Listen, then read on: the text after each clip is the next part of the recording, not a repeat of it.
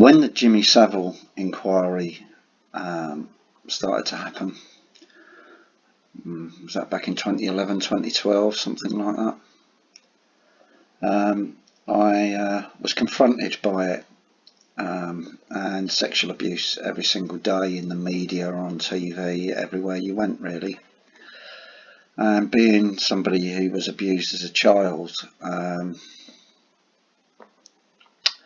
it will affect you a lot more than if you had never been abused, because it brings back all the memories, you see. I tried on numerous occasions to report abuse that I'd experienced, and was prevented from doing so back in 1988, 89, something like that. But prior to that, I'd also been warned by the police on 2 occasions. One was keeping my mouth shut about Kenneth Kendall. If anything had happened between me and him, I should keep my mouth shut about it. And I think me and the police officer both knew what we were talking about.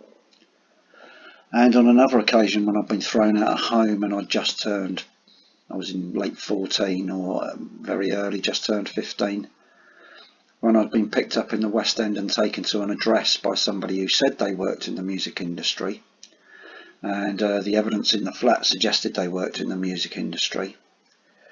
And this was an incident that could actually be investigated because I knew where that address was.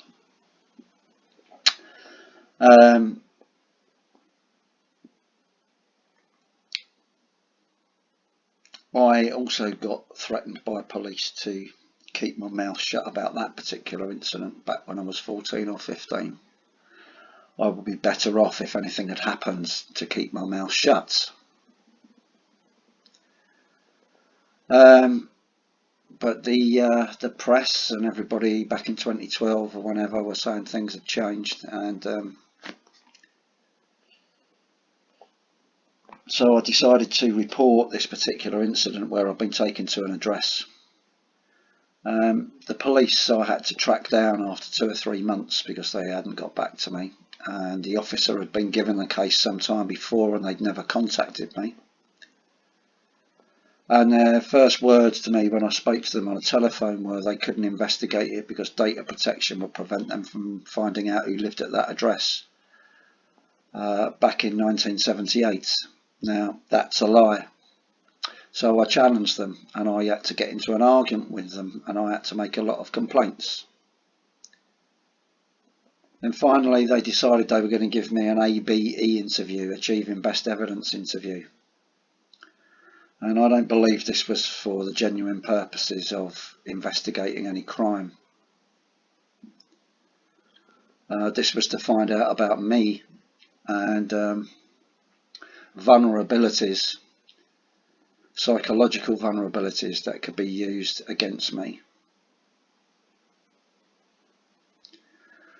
And I was interviewed by a woman called Detective Constable, I believe, Sinead Eames, E-A-M-E-S, who I had to make a complaint about after the interview, who upset me beyond belief.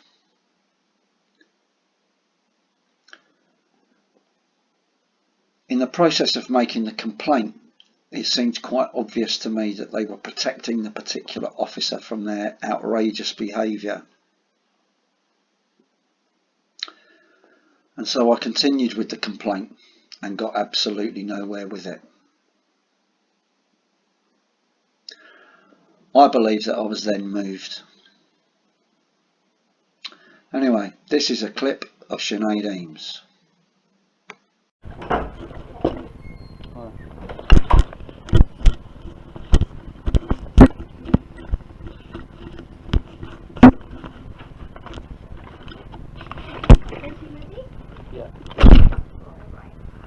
So we're going to be doing a video recorded interview. As you can see in the ceiling, there's some cameras there and there's microphones around the room that will record what we're saying, alright?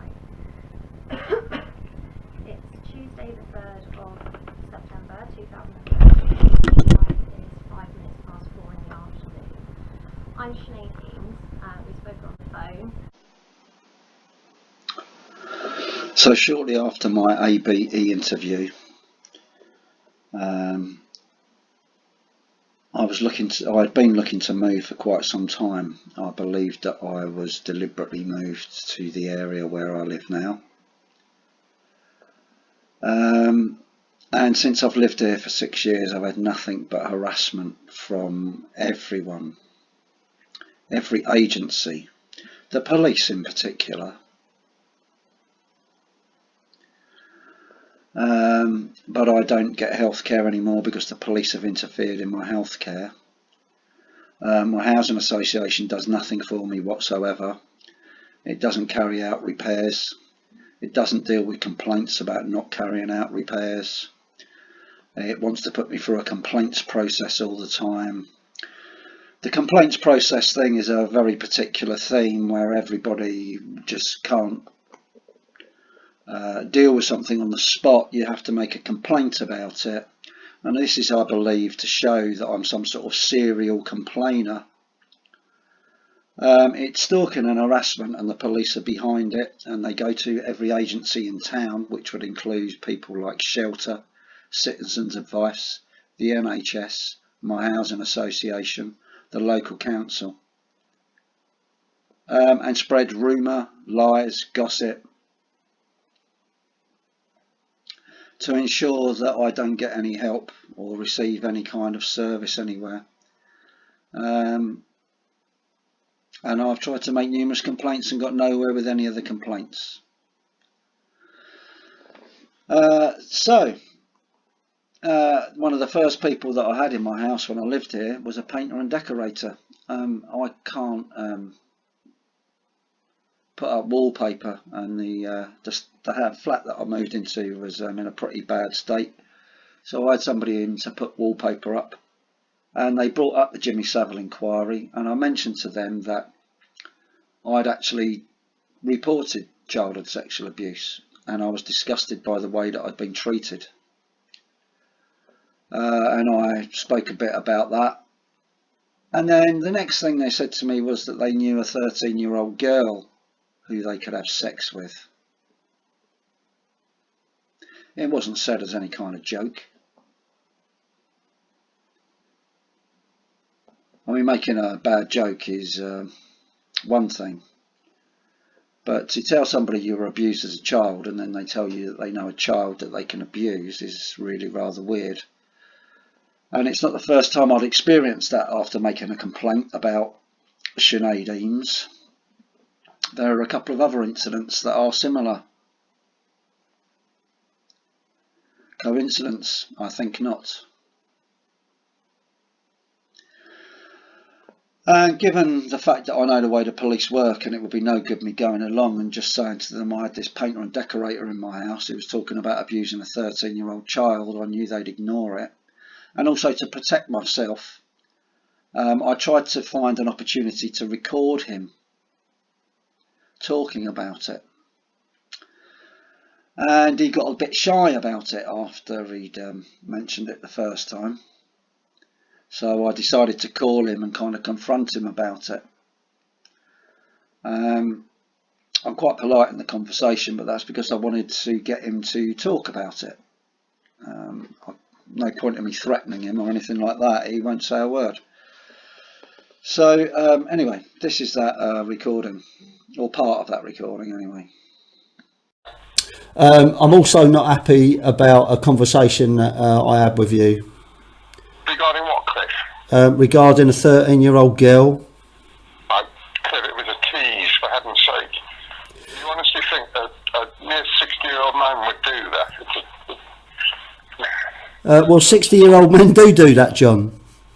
Sorry? 60-year-old men do that sort of thing. Well, not me, Cliff. Let me tell you that straight away. Right, why did you say it? It was just a silly thing to say, Cliff, and I'm sorry if I upset you. It was meant as a joke, and it sort of backfired on me, so my apologies if it offended you. It was meant as a silly thing to say. It was no more than that. And I deeply apologise if it offended you, Cliff. Right, well, it didn't offend me. I was a bit shocked, to be honest. I was completely shocked by what you said. my, look, as I said, my genuine apologies. Well, it's got nothing to do with the papering, but it was meant as an absolute wind-up, and I thought because we were getting on well together, it was the sort of thing that you'd take in jest, and that's all it was meant as. To be honest, John, you didn't say that as a joke, and also you told me about